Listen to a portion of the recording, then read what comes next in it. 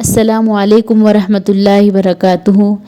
ان الحمد للہ نحمده ونستعینه ونستغفر ونعوذ باللہ من شرور انفسنا وسیئات اعمالنا من یهد اللہ فلا مضل له ومن یضلل فلا ہادی له واشهد ان لا الہ الا اللہ وحدہ لا شریک له واشهد ان محمدا عبدہ ورسولہ۔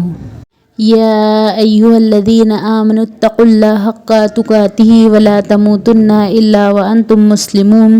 یا ایہا الناس اتقوا ربکم الذی خلقکم من نفس واحدہ وخلق منها زوجها وبث منہما رجالا کثیرا ونساء واتقوا اللہ الذی تساءلون به والارحام ان اللہ کان علیکم رقیبا۔ یا ایہا الذین آمنوا اتقوا اللہ وقولوا قولا سدیدا یصلح لکم اعمالکم ویغفر لکم ذنوبکم ومن یطع اللہ ورسولہ فقد فاز فوزا عظیما۔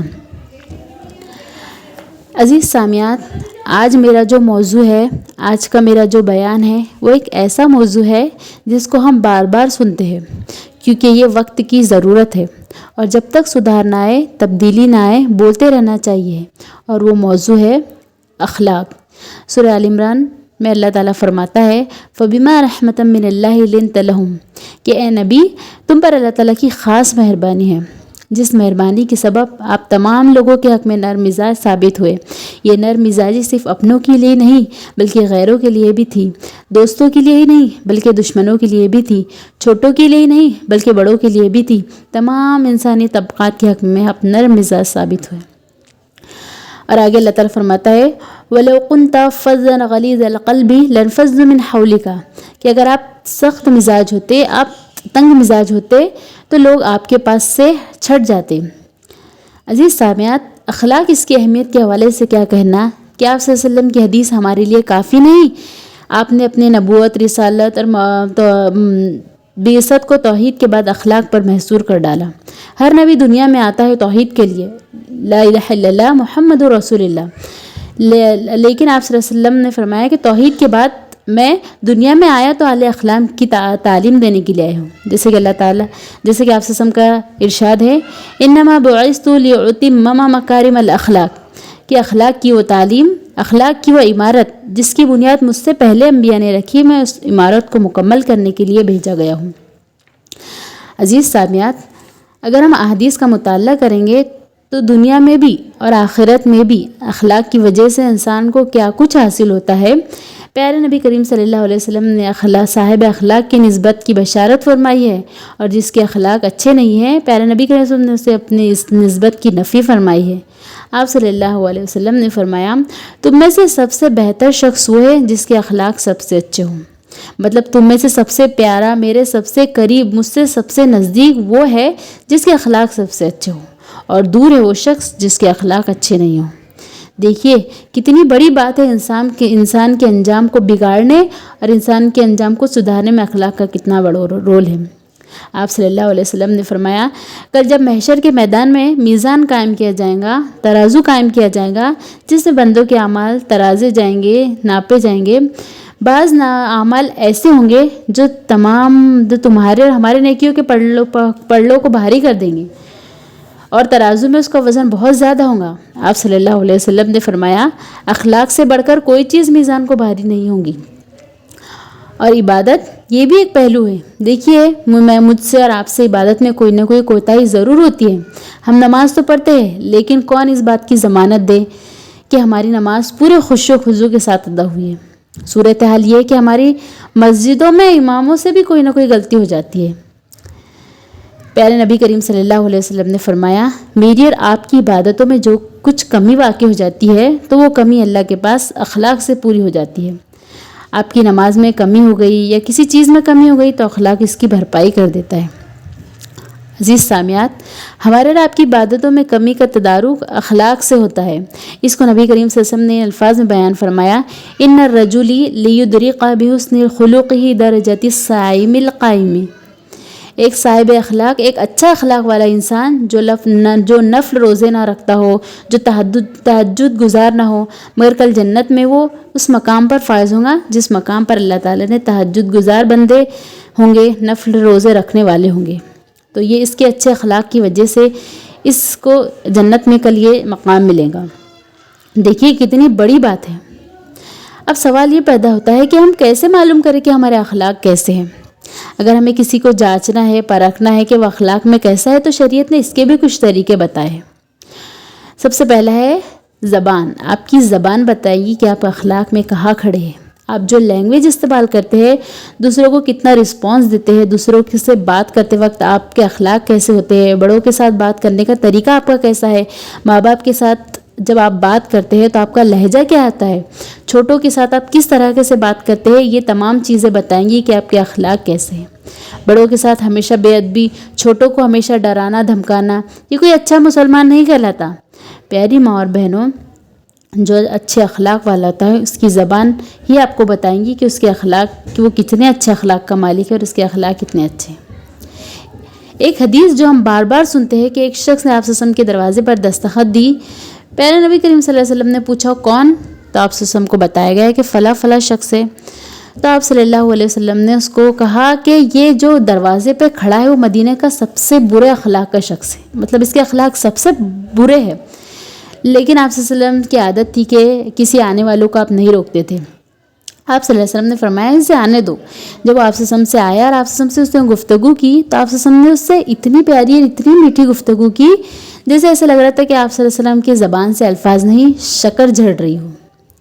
ماں عائشہ دیکھ کر حیران رہی کہ آدمی مدینے کا سب سے برا شخص ہے، ابھی تو آپ کہہ رہے تھے کہ اس کے اخلاق سب سے برے ہیں، لیکن جب یہ آیا تو آپ صلی اللہ علیہ وسلم سے اتنی پیاری انداز میں گفتگو کر رہے۔ تو ماں عائشہ نے آپ صلی اللہ علیہ وسلم سے پوچھا کہ آپ صلی اللہ علیہ وسلم ابھی تو آپ کہہ رہے تھے کہ یہ شخص سب سے برا ہے، اس کے اخلاق سب سے برے ہیں، اور آپ نے گفتگو اس سے اتنی اچھی کی۔ تو آپ صلی اللہ علیہ وسلم نے فرمایا اے عائشہ بتاؤ تم نے مجھ سے پوری زندگی میں کب کسی کے ساتھ بد زبانی کرتے ہوئے پایا جو میں آج اس کے ساتھ کرتا یا اس سے برے اخلاق سے بات کرتا؟ دیکھیے مدینے کا سب سے برا شخص ہونے کے بعد آپ صلی اللہ علیہ وسلم اس کے ساتھ کتنے بہترین اخلاق سے بات چیت کر رہے۔ اور آج ہمارا حال یہ ہے کہ ہم اپنوں کے ساتھ بھی اس طریقے کا رویہ نہیں رکھتے، خاص کر کے ماں باپ کے ساتھ۔ ماں باپ بہت دکھی ہوتے ہیں، اس رویے سے بہت دل دکھتا ہے ان کا۔ یاد رکھیے کہ اپنی زبان کو سدھارنے اور اپنی زبان کو صحیح طریقے پر لے جائیے، کیونکہ آپ کی زبان ہی بتائے گی کہ آپ کے اخلاق کیسے۔ دوسرا طریقہ ہے کہ معاشرے کے غریبوں اور مسکینوں کے ساتھ آپ کا برتاؤ کیسا ہے، یہ بتائیں گے کہ آپ کے اخلاق کیسے ہیں، آپ اخلاق میں کہاں ہے۔ یاد رکھیے مالداروں کی تو ہر کوئی عزت کرتا ہے، حقیقت میں وہ عزت مالداروں کی نہیں بلکہ اس کے پیسوں کی ہوتی ہے۔ معاشرے کے غریبوں، مسکینوں، کمزوروں اور یتیموں کے اور گمنام لوگ، ان تمام لوگوں کو ہم کتنی اہمیت دیتے ہیں، یہ چیز آپ کو بتائیں گی کہ آپ کے اخلاق کیسے ہیں۔ آپ صلی اللہ علیہ وسلم نے فرمایا شر الطعام طعام الولیمہ یدعا لها اغنیاء ویشرک الفقراء، کہ بدترین ہے وہ دسترخوان، بدترین ہے وہ دعوت جس میں آنے والوں کو روکا جائے، مطلب جو غریب رشتہ دار ہیں ان کو روکا جائے، اور جو امیر ہیں ان کو آنے پر نہیں، جو نہیں آنا چاہتے ان کو اصرار کر کر کے بلایا جائے۔ پیارے نبی کریم صلی اللہ علیہ وسلم اپنی دعاؤں میں مانگا کرتے تھے، ہم بھی دعا کرتے ہیں۔